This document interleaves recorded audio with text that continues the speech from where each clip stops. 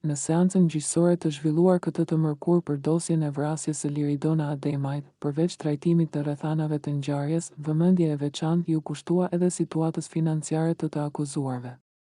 Para trupit gjykues u paraqit Naim Murseli, ndërsa gjatë shqyrtimit të çështjes u rikthye në diskutim edhe një marrëveshje paraprake që lidhej me një detyrim financiar prej 100.000 eurosh të tij ndaj biznesmenit dhe politikanit Bejgjet Pacolli.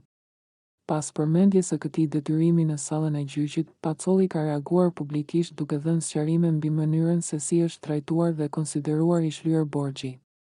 Sipas tij, nga shuma totale, 12.000 euro janë kthyer nga familja e Murselit, ndërsa pjesa tjetër nuk është paguar në formë direkte monetare, por është kompensuar përmes angazhimeve profesionale që Murseli ka kryer ndër vite. Pacolli ka bërë të ditur se këto angazhime kanë qenë të lidhura me kompani dhe organizata të asociuara me grupin Mabetec, Fondacionin BPS dhe disa platforma në rrjetet sociale. Sipas tij, puna e kryer ka përfshirë kryesisht administrimin, menaxhimin dhe mirëmbajtjen e faqeve online, duke theksuar se kjo ka qenë forma e dakordsuar për llogaritjen e shlyerjes së pjesës së mbetur të detyrimit financiar. Deklarata e Pacollit ka nxitur diskutime të shumta në opinionin publik, pasi çështja financiare u bë pjesë e një procesi gjyqësor që tashmë ka tërhequr vëmendje të gjerë. Ndërkohë, procesi gjyqësor vijon me shqyrtimin e provave dhe dëshmive të tjera që lidhen me rastin.